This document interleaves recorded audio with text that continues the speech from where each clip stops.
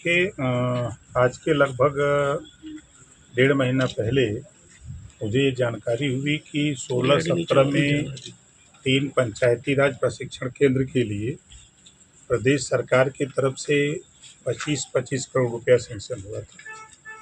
तो मैंने सबसे पहले बलिया देखा, तो बलिया तो कंप्लीट है, अंबेडकर नगर और ये कन्नौज। तो जब कन्नौज के विषय में हम जानकारी लेने की कोशिश किए तो पता लगा कि अब देख रहे हैं जो सूचना मिली वो सही सूचना है। तो इसी के निरीक्षण के लिए हम लोग आज इधर आए हैं कि इसमें दिक्कत क्या है, इस दिक्कत को ठीक करके जो मंशा है सरकार की, उस मंशा के हिसाब से काम को सुचारू रूप से कराया जाए। सर जी, आज आप आए थे तो आपको सफाई व्यवस्था भी दुरुस्त नहीं मिली है, गंदगी मिली थी। क्या खामियां मिली हैं? देखिए, 2 पाटन के बीच में साबित बचा न को है ना।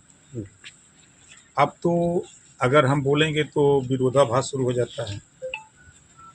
इस क्षेत्र के जो विधायक होंगे उनकी जिम्मेदारी नहीं है, उनकी भी जिम्मेदारी है। उनके क्षेत्र में ये काम हो रहा है तो उनको भी लिखा पढ़ी करना चाहिए। इस क्षेत्र के जो सांसद रहे होंगे या होंगे उनकी भी जिम्मेदारी है, हम सबकी जिम्मेदारी है। जैसे हम मिनिस्टर हैं तो हमारी जिम्मेदारी, हमने अपनी जिम्मेदारी महसूस करके हम यहाँ तक आए ना। ये मामला 16-17 से काम चालू है, इसके पहले भी मिनिस्टर रहे होंगे। अगर ये मॉनिटरिंग हुआ होता तो ये काम पूरा हो गया होता, मेरा जहाँ तक मानना है। तो हम अपनी जिम्मेदारी का निर्वहन करने के लिए, इसके लिए हम यहाँ आए हैं। तो सबकी जिम्मेदारी है, काम पूरा न होना तो अब इस संबंध में ठेकेदार से बात करेंगे हम, और जो अगर मामला न्यायालय में जैसा बता रहे हैं तो वहाँ भी हम लोग हस्तक्षेप करेंगे। सर, अगर गांव की सफाई व्यवस्था की अगर बात की जाए तो गांव में जो सफाई कर्मी तैनात हैं वो गांव में सफाई न करके अधिकारियों के आवासों पे खाना बनाते हैं, कहीं नाश्ता बनाते हैं, उस पर क्या कहेंगे? ये बताइए, ये सफाई कर्मचारी भाजपा के राज में नियुक्त हुए हैं कि पिछली सरकारों में? सर, सरकार आपकी है, इस समय की बात कर रहे थे। मैं इसी समय की बात कर रहा हूँ। ये नियुक्ति जब से हुई तो जो आप बता रहे हैं व्यवस्था पहले से है कि इसी सरकार में हुई है? सर, आप पंचायती राज मंत्री हैं, मैं तो आपका दायित्व है। गांव में गंदगी पड़ी हुई है, नहीं, सफाई कर्मी नहीं पहुंचते हैं। देखिए, देश के प्रधानमंत्री माननीय नरेंद्र मोदी जी की भी मंशा है, योगी आदित्यनाथ जी की भी मंशा है, हमारी भी मंशा है, पूरे प्रदेश की सरकार की मंशा है, आपकी भी मंशा है और जनता की भी मंशा है कि प्रदेश, गांव और जिला, प्रदेश साफ रहेगा, साफ सुथरा रहेगा। जो गांधी जी की सोच थी स्वच्छ भारत, उसमें काम हो रहा है, ऐसा नहीं है। कुछ कमियां हैं।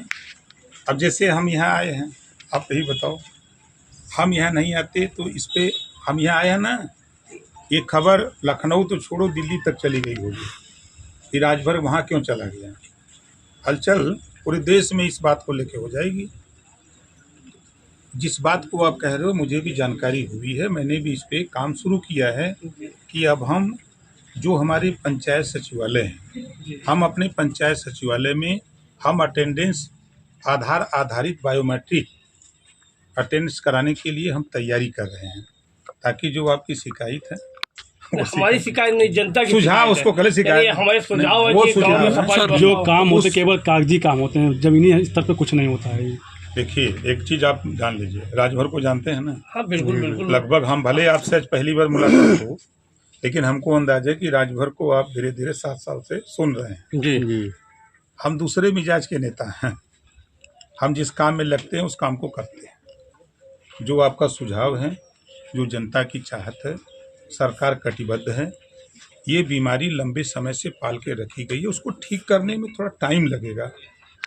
आपने देखा कि इधर चुनाव 4 जून को गिनती हुई, 12 को सरकार बनी, उसके बाद से हम लगातार अपने काम में लगे हैं और उसका प्रमाण 2016-17 का ये पंचायत राज प्रशिक्षण केंद्र ये गवाह है कि हम यहाँ आए हैं।